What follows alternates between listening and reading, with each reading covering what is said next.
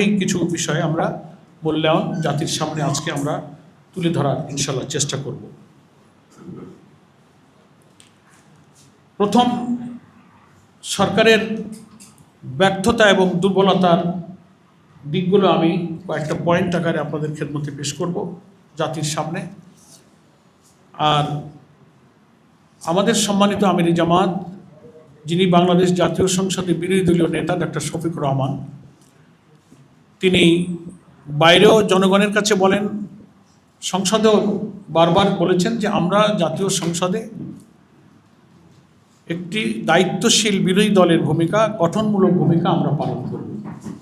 সেই কারণে সরকারের এই 6 মাসে সরকার পরিচালনায় ব্যর্থতা দুর্বলতাগুলো যেমন আনবো, দু একটা দিকে যদি একেবারে নির্মোহভাবে কোথাও সরকারের কিছু হলেও সফলতার কোনো দিক থাকে, আমরা সেটাও বিশ্লেষণ করার চেষ্টা করেছি। তারও দু একটি কথা আপনাদের কাছে আমরা শেষের দিকে পেশ করব। প্রথম, সরকারের এই 6 মাসের যে বড় ব্যর্থতা, সেটাকে আমরা জাতির সামনে প্রথম আনতে চাই। বিএনপি সরকার নির্বাচনের আগে নির্বাচনী জনসভাগুলোতে, নির্বাচনী ইশতেহারে বিদ্যমান রাষ্ট্র কাঠামো পরিবর্তন করে একটি নতুন রাষ্ট্র কাঠামো, সংবিধানের কাঠামোগত পরিবর্তনের মধ্য দিয়ে যে জুলাই সনদ আমরা সবাই স্বাক্ষর করেছিলাম, তার ভিত্তিতে যে গণভোট অনুষ্ঠিত হয়েছিল, সেই গণভোটের রায় কার্যকর তো করেইনি, বরং সেই গণভোটের প্রশ্নে সম্পূর্ণ নেতিবাচক ভূমিকায় সরকার অবস্থান নিয়েছে। এবং নির্বাচনের পরে গঠিত জাতীয় সংসদেই প্রথম অধিবেশনে বিস্ময়করভাবে এই গণভোটের ব্যাপারে সরকারি দলের পক্ষ থেকে যা বলা হয়, তাতে জাতি, দেশ এবং দুনিয়ায় বাংলাদেশের যারা নাগরিক, দেশপ্রেমিক মানুষ, তারা খুব বিস্মিত। সেই বিষয়টা আমাদের প্রথম। আপনারা সবাই জানেন যে 12ই ফেব্রুয়ারির একই দিনে জাতীয় নির্বাচন হয়েছে এবং গণভোট হয়েছে। এবং কিসের ভিত্তিতে হয়েছে?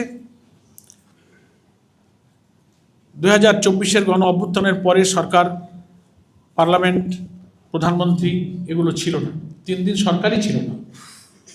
জনগণের অভিপ্রায় এবং আকাঙ্ক্ষার ভিত্তিতে যে অন্তর্বর্তীকালীন সরকার গঠিত হলো,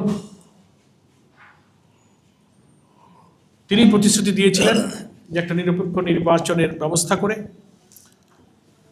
এবং জনগণের অভিপ্রায় অনুযায়ী একটা জাতীয় ঐকমত্য কমিশন গঠন হলো এবং তার ভিত্তিতে রাষ্ট্রটাকে এমনভাবে আমরা সংস্কার করব, সংবিধানের মৌলিক কাঠামোকে আমরা পরিবর্তন করে এমন একটা বাংলাদেশ আমরা বিনির্মাণ করব, যেটা হবে বৈষম্যহীন, মানবিক, দুর্নীতিমুক্ত, বিরোধী দলের উপরে দমনপীড়ন মুক্ত, সাংবিধানিক সমস্ত পদে নিরপেক্ষভাবে নিয়োগের সাংবিধানিক ক্ষমতা সহ একটা মানবিক বাংলাদেশ নির্মিত হবে, এমনভাবে একটা রাষ্ট্র সংস্কার হবে।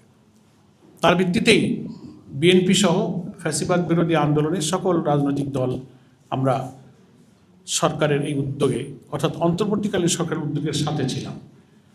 এবং 6টি সংস্কার কমিশন, তারপরে জাতীয় ঐকমত্য কমিশন, তারপরে জুলাই সনদ, তারপরে তার ভিত্তিতে গণভোট, এগুলো কিন্তু অনুষ্ঠিত হয়েছে।